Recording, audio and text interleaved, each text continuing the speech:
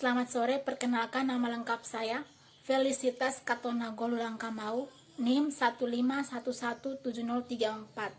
Saya mahasiswi program studi pendidikan kimia, Fakultas Keguruan dan Ilmu Pendidikan, Universitas Katolik Widya Mandira Kupang. Di sini saya akan menjelaskan tentang yang pertama, bagaimana proses kimia monomer menjadi polimer alami dan polimer buatan. Mekanisme reaksi kimia menggunakan contoh dan fungsi praktis bagi kehidupan manusia. Yang kedua, bagaimana proses kimia monomer menjadi polimer serat alami dan buatan, dan mekanisme reaksi kimia menggunakan contoh serta fungsi praktis bagi kehidupan manusia untuk memenuhi tugas mata kuliah kimia polimer. Baik, yang pertama saya akan menjelaskan tentang proses kimia monomer menjadi polimer alam. Contoh yang saya gunakan yaitu karet alam atau poliisopropena. Karet alam ini merupakan polimer yang terbentuk dari monomer isopropena. Nah, di sini saya gunakan 2 monomer isopropena.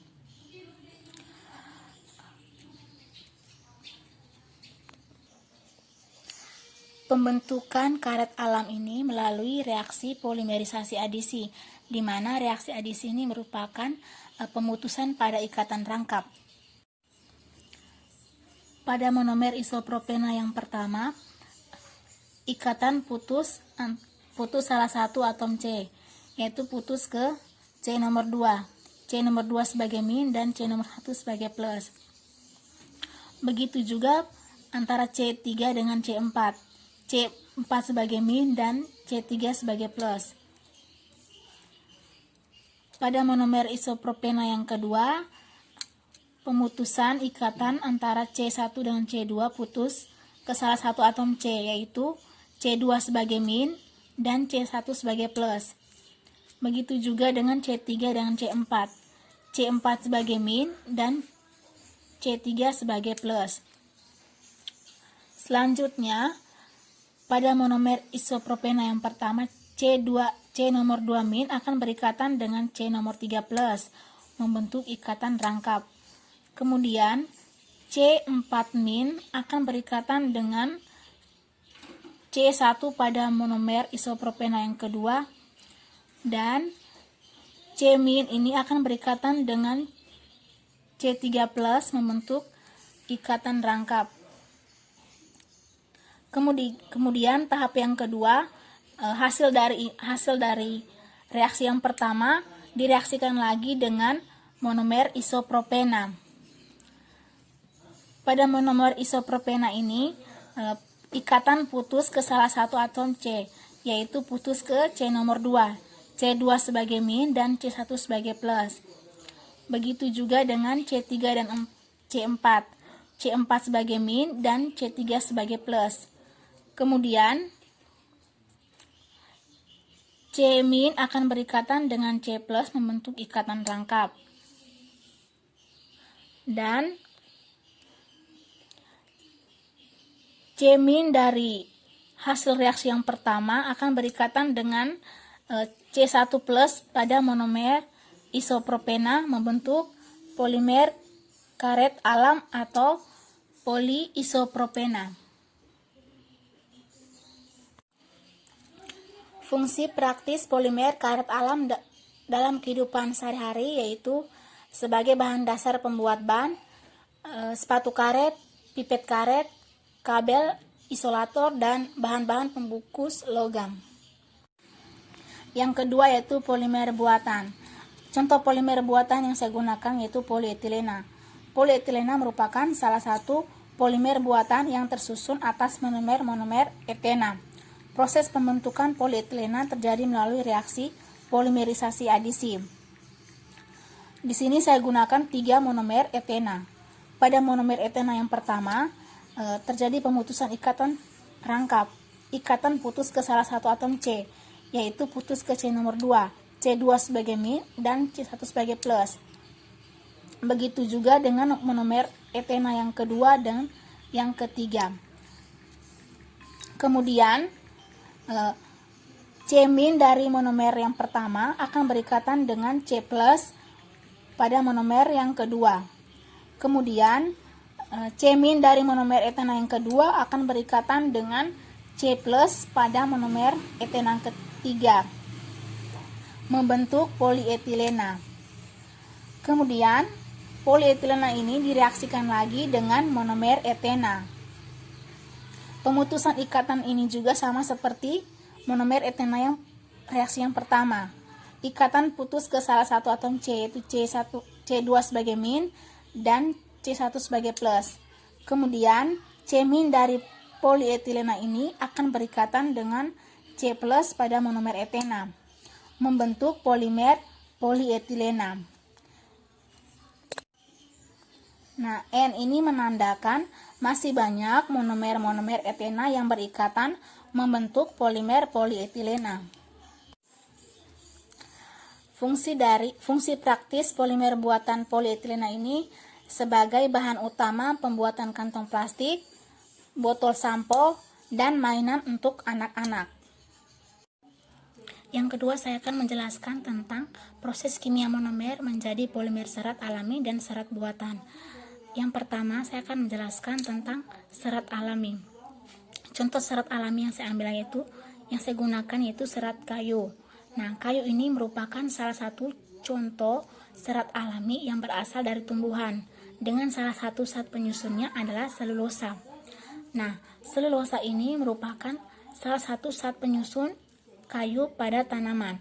Nah, selulosa ini tersusun atas monomer glukosa. Pada mekanisme reaksi ini direaksikan dua senyawa glukosa atau dua monomer glukosa.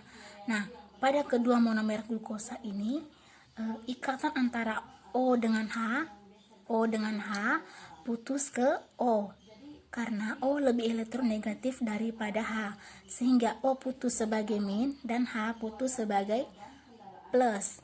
Begitu juga ikatan antara C dengan OH pada C nomor 4. C dengan OH pada C nomor 4. Di mana ikatannya putus ke OH. Karena O lebih elektronegatif daripada C, sehingga O putus sebagai min dan C putus sebagai plus. Selanjutnya O min ini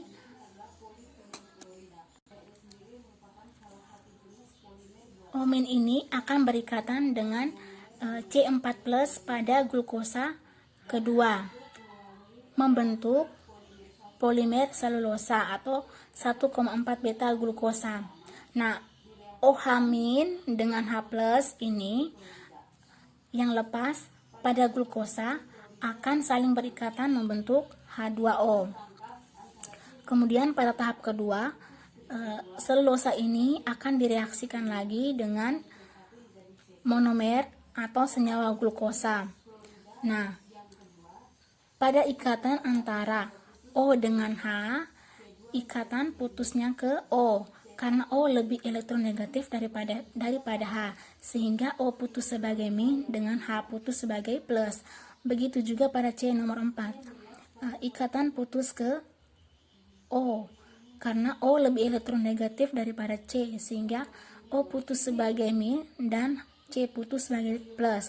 Kemudian O- pada selulosa ini akan berikatan dengan C4+ pada senyawa glukosa ini, membentuk polimer selulosa atau 1,4 beta glukosa. Nah, OH- dan H+ yang dilepaskan dari glukosa ini akan saling berikatan lagi membentuk H2O. Nah, kemudian fungsi praktis serat kayu dalam kehidupan sehari-hari yaitu sebagai bahan dasar pembuatan kertas. Yang kedua yaitu serat buatan. Nah, serat buatan yang di sini saya gunakan adalah serat dakron. Pada mekanisme reaksi direaksikan asam tereftalat dengan 1,2 etilen glikol. Pada senyawa asam tereftalat, ikatan antara C dengan OH akan putus ke O, karena O lebih elektronegatif daripada C, sehingga O putus sebagai min dan C putus sebagai plus. Begitu juga dengan C dengan OH yang di sebelahnya. Kemudian pada senyawa 1,2 etilen glikol, ikatan antara H dengan O putus ke O karena O lebih elektronegatif daripada H, sehingga O putus sebagai min dan H putus sebagai plus. Begitu juga dengan ikatan antara O dengan H, ikatan putus ke O sebagai min dan H sebagai plus karena O lebih elektronegatif. Kemudian C plus dari asam tereftalat akan berikatan dengan O min, membentuk dakron.